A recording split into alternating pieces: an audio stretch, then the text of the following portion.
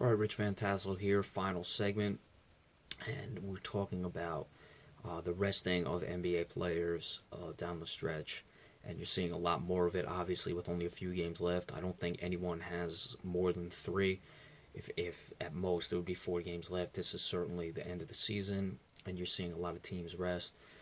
Most notably, the Golden State Warriors, who have a chance to set the all-time record for wins in a season. There's news that they're going to sit Andrew Bogut tonight, so they're resting their players now. Memphis, they should be able to handle them either way, but that brings up just a whole other story. We've seen Cleveland rest their players. Toronto, DeRozan, and Kyle Lowry were both out. Among other, I believe Louis Scola was out. There was another guy I can't remember, but we're seeing a lot of resting down the stretch. Now, I am not really one who likes to see rest. Number one, I think the most important thing you have to look at is the fact that these guys are being paid. There are people paying to go see them play, and they want to see their favorite players. If you want to monitor a guy's minutes throughout a game, especially looking at a team like Toronto. Now, granted, they rested them for a home game, so the home fans, most of them have probably seen them play in person this season. You don't like to see it on the road though, because some teams go to see these players play. Toronto, I don't know what their fanfare is throughout the United States, that is, but I'd assume there'd probably be some fans in most, if not every city, being that the Toronto Raptors are a Canadian team. Golden State Warriors, they're chasing history. Steph Curry is the defending MVP. They have good players. LeBron James, when he rests, this is the marquee player in the NBA. You have other guys as well.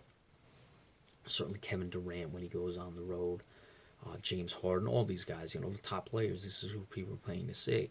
So that's one of the most important things that I don't like to see rest. The other thing as well is, especially towards the end of the year, you're looking at big playoff implications for some of these games, and you rest guys, and it really hampers things down the stretch, especially if a quality team like Toronto or a Cleveland or a Golden State are playing a team. Golden State tonight is playing the Memphis Grizzlies. The Grizzlies are right there between 5 and 6 with the Portland Trailblazers.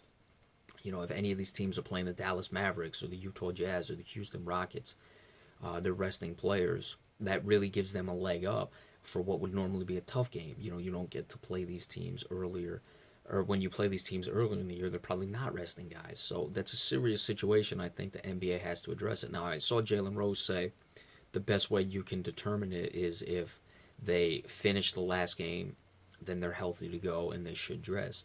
I've heard Jeff Van Gundy, make the statements as well. He's talking about mainly people being paid to play. He had, shared a story about a team that drove down, I believe it was from San Francisco to LA to see Kobe play, and Kobe sat out that game. It's Kobe Bryant's final season. So that's, going back to, people are paying to see these guys. But of course, with the playoff implications is very important. So, and how do you regulate this? Do you say you can only rest against teams that are eliminated from the playoffs? No, you just have to make a rule. I like the Jalen Rose assessment. If you finish the last game, you're eligible to go. You can't rest the guy. Now, will teams find a way around that? Of course. Oh, he tweaked an ankle. He hurt himself in practice. Okay, and most of these guys are dealing with injuries throughout the year anyway. So there's always something. But I think it's organizationally it can be addressed as well, and you just you play to win. And I also think that teams that rest, you may lose some of your focus, you may lose some of your sharpness going down the stretch, especially going into the playoffs. It's a situation where I would just like to see teams, if you want to reduce their minutes throughout games, I have no problem with that. But again, it's very important in the playoff chase. People are paying to see these guys play, especially on the road. It's very tough to sit these guys out, and I know travel plays into that, but at least rest them at home if you're going to do it. And then also the sharpness factor. You want guys to be sharp going down, going into the playoffs, and I think it can diminish that to some capacity. Certainly saw that a lot with the Boston Celtics when they were resting Kevin Garnett and Paul Pierce down the end of the stretches of seasons. I believe they lost their sharpness. That was, basically the last time they were all together was the 2012-2013 season. They really limped into the playoffs. No Rondo, they were resting the guys. and they got down to the New York Knicks 3-0, 3-0, and you could see in that series they were just missing shots all over the place. They were, throwing up bricks the entire time. Their defense was a little slow. Usually the defense travels, and you can usually have that, but even the defense, just knowing where guys are going to be, the communication, all those things played into effect. And then the Celtics, of course, then won, the next two games, and before they were finally eliminated. So you got to look at that thing. It's very important. I understand the wear and tear of an NBA season. I understand you want to get these guys rest. But, people are paying to see them play, and there's very big playoff implications. Especially just look at the bottom of the Western Conference, and even, in the middle of the Eastern Conference, teams 3 through 6. The Heat, the Hornets, that is, the Celtics, and the Atlanta Hawks.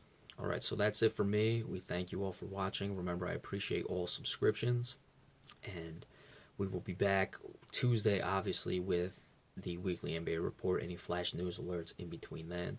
Maybe do a review of the Celtics Hawks game tonight. Very important game as the Celtics on the second night of back-to-back travel down to Atlanta.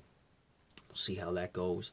Maybe do an assessment of that. But we always appreciate the viewing, and we'll see you all next time. Enjoy the rest of your weekend, and again, sorry for the delay from yesterday. Thank you all so much. Have a good one.